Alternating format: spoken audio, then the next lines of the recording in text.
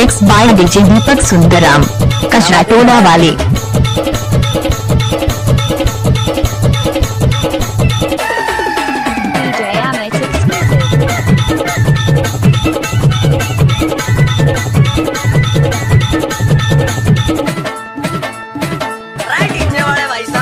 Open gangnam style।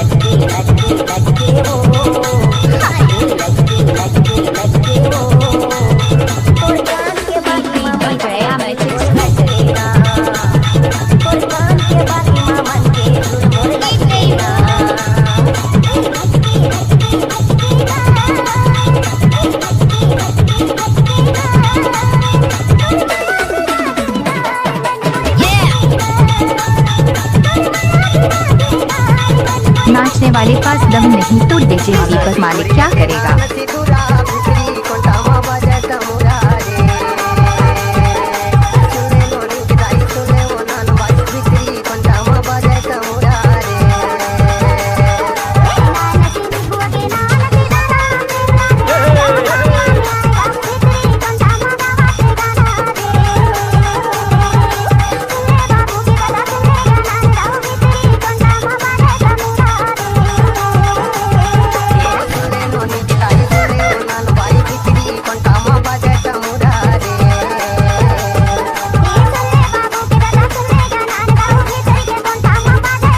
Mix by DJ दीपक सुंदराम, कचरा टोला वाले।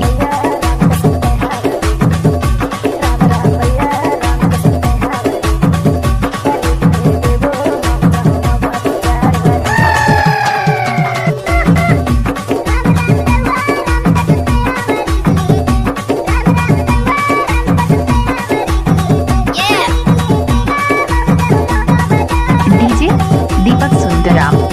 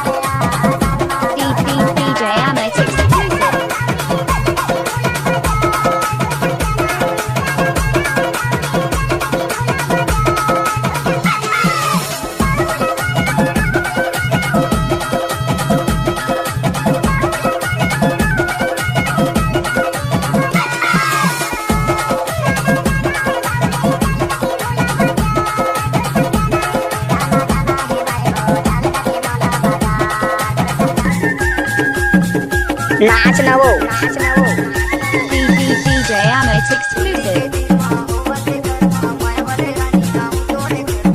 मिक्स बाय डीजे दीपक सुंदराम, कचरा टोला वाले।